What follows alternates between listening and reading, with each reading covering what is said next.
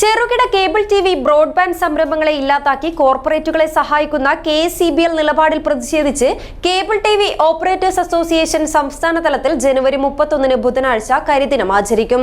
ഇതിന്റെ ഭാഗമായി ജില്ലയിലെ എല്ലാ KCBL സെക്ഷൻ ഓഫീസുകൾക്ക് മുന്നിലും കേബിൾ ടിവി ഓപ്പറേറ്റർമാർ പ്രതിഷേധ പരിപാടികൾ സംഘടിപ്പിക്കും.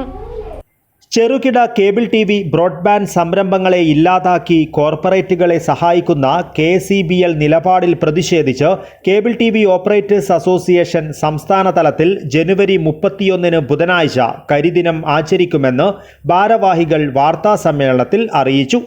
കേബിൾ ടിവി ബ്രോഡ്ബാൻഡ് ആവശ്യത്തിനായി ഉപയോഗിക്കുന്ന വൈദ്യുതി പോസ്റ്റിൽ ഒന്നിൽ കൂടുതൽ കേബിളുകൾ വലിച്ചാൽ ഓരോ കേബിളിനും പ്രത്യേകം വാടക ഈടാക്കുമെന്നും അല്ലാത്തപക്ഷം കേബിളുകൾ അഴിച്ചു മാറ്റുമെന്നുമാണ് പുതിയ തീരുമാനം.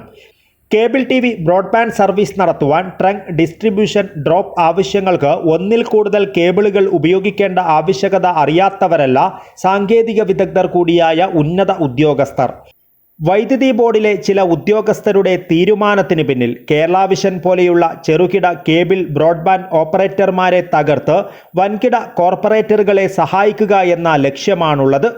KCBLന്റെ ഈ നിലപാടിനെതിരെ ശക്തമായ സമരങ്ങളുമായി മുന്നോട്ടു പോകുവാനാണ് COA സംസ്ഥാന കമ്മിറ്റിയുടെ തീരുമാനമെന്നും ഭാരവാഹികൾ കൂട്ടിച്ചേർത്തു.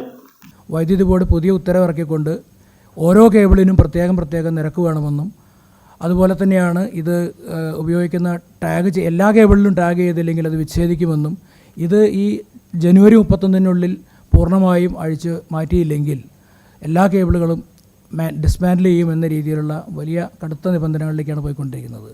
ഇത് കേരളത്തിലെ ചെറുകിട കേബിൾ ടി ഓപ്പറേറ്റർമാരെ പാടെ തകർക്കുന്നതിനുള്ള ഒരു ലക്ഷ്യം വെച്ചുകൊണ്ടാണ് നീങ്ങുന്നത്.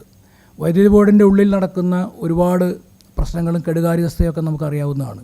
അതിൻ്റെ ഭാഗമായി ഉദ്യോഗസ്ഥർ തമ്മിലോ അല്ലെങ്കിൽ കോർപ്പറേറ്റ് കമ്പനികളുടെ ഭാഗത്തു നിന്നുള്ള സ്വാധീനം കൊണ്ടോ അവർക്ക് മാത്രം നിലനിൽക്കുകയും കേബിൾ ടി ഓപ്പറേറ്റർമാരെ വൈദ്യുതി പോസ്റ്റുകളിൽ നിന്ന് കേബിൾ ഒഴിവാക്കിക്കൊണ്ട് അവരെ എന്നേക്കുമായി നിഷ്കാസനം ചെയ്യാനുള്ള വലിയ ഗൂഢതന്ത്രം ഇതിൻ്റെ പിന്നിലുണ്ട്.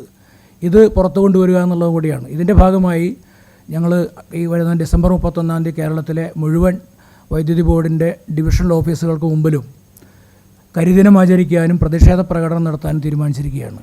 ഇതുകൊണ്ട് അവസാനിച്ചില്ലെങ്കിൽ സംസ്ഥാന വ്യാപകമായിട്ടോ അല്ലെങ്കിൽ സെക്രട്ടേറിയറ്റിന് മുമ്പിലോ വൈദ്യുതി ഭവനിലോ ഒക്കെ തന്നെ അനിശ്ചിതകാല സമരത്തിലേക്ക് പോകേണ്ട അവസ്ഥയാണ് നിലനിൽക്കുന്നത്. COA സംസ്ഥാന president Abubakar Siddique, general secretary KV Rajan, executive director PS Rajneesh എന്നിവർ വാർത്താ സമ്മേളനത്തിൽ പങ്കെടുത്തു. News bureau, Kasaragod.